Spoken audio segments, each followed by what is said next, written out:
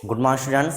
Class ninth में आज आपका टॉपिक है क्लास रेप्टिलिया। आज हम जानेंगे कि क्लास रेप्टिलिया अर्थात रेप्टिलिया वर्ग सरीसृप वर्ग क्या होता है। तो आज हम जानेंगे सरीसृप वर्ग क्या होता है। वीडियो शुरू करने से पहले अगर आप हमारे चैनल पर नए हैं तो चैनल को सब्सक्राइब कर लें, बेल आइकन को दबाएं ताकि आपको वीडियो का नोटिफिकेशन मिल सके। तो चलिए शुरू करते हैं। क्लास रेप्टिलिया सरीसृप वर्ग। देखिए, जो रेप्टिलिया शब्द है, रेप्टिलिया शब्द की उत्पत्ति एक ग्रीक वर्ड एक लैटिन वर्ड है। जो रेप्टिलिया शब्द है, इसकी उत्पत्ति किससे हुई है? रेप्टम से हुई है। और जो रेप्टम है वो एक लैटिन वर्ड है, ठीक, एक लैटिन शब्द है जिससे रेप्टिलिया शब्द की उत्पत्ति हुई है, ठीक। और इस शब्द का अर्थ क्या है? रेंगने वाले जंतु। इस शब्द का मतलब क्या है? रेंगने वाले जंतु। अर्थात सरीसृप वर्ग जो है इसमें सभी रेंगने वाले जंतु आएंगे। जैसे आपका छिपकली है, सांप है, ठीक, मगरमच्छ है, कछुआ है। तो इस टाइप से जो भी जंतु आएंगे वो सब आपके सरीसृप वर्ग में आ जाएंगे, ठीक। इसकी कुछ विशेषताएं भी हैं। जो सरीसृप वर्ग है तो इसकी कुछ विशेषताएं होती हैं।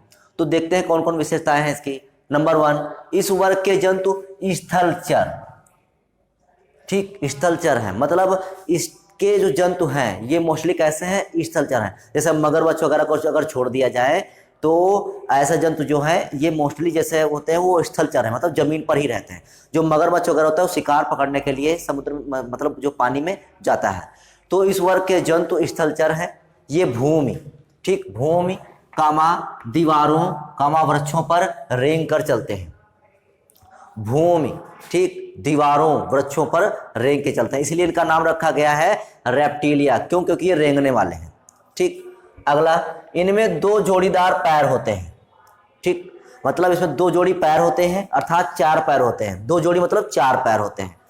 प्रत्येक पैर में 5 उंगलियां होती हैं जिन पर तेज, ठीक, जिन पर तेज नुकीले नखर अर्थात नाखून होते हैं। जिन पर तेज नुकीले नखर होते हैं, ठीक, जिन पर तेज नुकीले नखर होते हैं। नखर मतलब नाखून होते हैं। अगला, जो रेप्टिलिया वर्ग है, रेप्टिलिया वर्ग होता है उसकी जो त्वचा होती है, त्वचा मतलब स्किन, वो सूखी और खुरदरी होती है, ठीक। कभी सांप को देखिए आप, मगरमच्छ को देखिए तो उसकी जो त्वचा होती है, छिपकली को देखिए आपके घरों में होंगी, ठीक। तो जो त्वचा होती है इन जंतुओं की वो कैसे होती है? सूखी और खुरदरी होती है। इसमें जो त्वचा होती है, त्वचा में ग्रंथियां नहीं होती। जो त्वचा होती है त्वचा में ग्रंथियां नहीं होती हैं। अगला, जो वाह्य कंकाल है वो सल्कों व अर्थिल पट्टियों का बना होता है। मतलब जो वाह्य कंकाल होता है, वाह्य कंकाल पर सल्क होते हैं और अस्थियां होती हैं। तो जो उनका वाह्य कंकाल होता है वो सल्कों व अर्थिल पट्टियों का बना होता है। अगला पॉइंट, ये अंडे देने वाले अर्थात अंडज। कैसे? अंडज। अंडे देने वाले जंतुओं को क्या कहते हैं? अंडज कहते हैं। तो ये अंडे देने वाले जंतु हैं। इनके अंडे बड़े पीतक युक्त तथा फूल युक्त होते हैं। मतलब जो सरीसृप वर्ग के जंतु हैं वो अंडे देते हैं, इस कारण से इनको हम क्या कहते हैं? अंडज कह सकते हैं।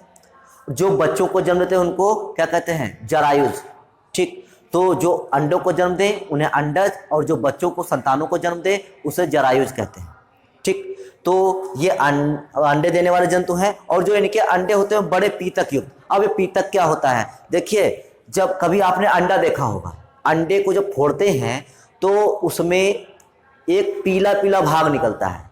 जैसे मुर्गी का जो अंडा होता है तो उसमें क्या होता है? पीला पीला भाग होता है। तो उस पीले पीले भाग को क्या कहते हैं? पीतक कहते हैं। क्या कहते हैं? पीले भाग को पीतक कहते हैं।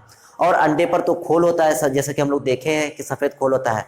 तो इनके अंडे बड़े पीतक युक्त और बड़े, मतलब इनके अंडे बड़े होते हैं, पीतक युक्त और खोल युक्त होते हैं।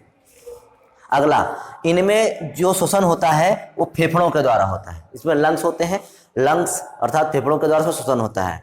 अगला, इनमें जो सामान्यता हृदय में 3 कक्ष होते हैं। मतलब जनरली जो जीव है इन जीवों में 3 कक्ष होते हैं हृदय में। हृदय में कितने कक्ष होते हैं? 3 कक्ष होते हैं। जो लेकिन अगर मगरमच्छ है, जो मगरमच्छ है ये अपवाद है, इसमें क्या होता है, हृदय में 4 कक्ष होते हैं।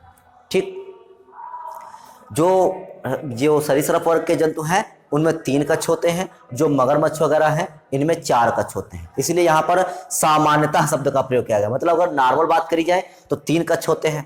ठीक, अगर अपवाद का पूछ लिया जाए, जैसे मगरमच्छ का, जैसे आपसे क्वेश्चन पूछा गया कि सरीसृप वर्ग में कितने, सरीसृप वर्ग के जंतुओं में कितने, हृदय में कितने कक्ष होते हैं, तो हम बताएंगे 3 कक्ष होते हैं। अगर आपसे पूछे सरीसृप वर्ग में मगरमच्छ में कितने कक्ष होते हैं, तो हम बताएंगे 4 कक्ष होते हैं।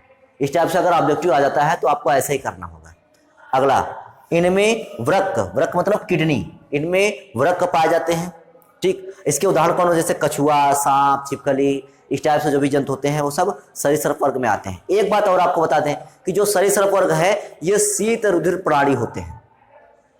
ये शीत रुधिर प्राणी होते हैं, मतलब जो शीत माने क्या होता है, ठंडा, रुधिर माने रुधिर, मतलब इन प्राणियों का जो रुधिर होता है वो ठंडा होता है। आप देखे होंगे कि जब सर्दियां आती हैं तो सर्दियों में सांप नहीं दिखाई पड़ते हैं, छिपकली नहीं दिखाई पड़ती हैं, कोई भी जुधारी नहीं दिखाई पड़ते हैं। हाँ, लेकिन जैसे गर्मी पड़ने लगती है तो ये सभी जुधारी अपने बाहर निकल आते हैं। ये क्या करते हैं, गर्मियों में अपना भोजन इकट्ठा कर लेते हैं, या इतना भोजन कर लेते हैं कि इनकी सर्दियां पार हो जाएं। तो ये गर्मी में काफ़ी मात्रा में भोजन कर लेते हैं या भोजन को एकत्र कर लेते हैं, और फिर ये जो है सर्दियों में अपने बिलों में चुपचाप बैठ जाते हैं।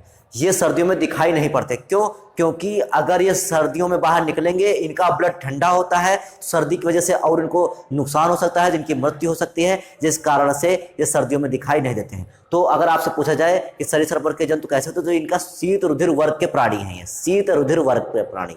ठीक, तो ये था सरीसृप वर्ग। तो उम्मीद है कि टॉपिक आपको अच्छे समझ में आया होगा। तो आज के लिए केवल इतना ही, बाकी नेक्स्ट वीडियो में, तब तक के लिए जय हिंद।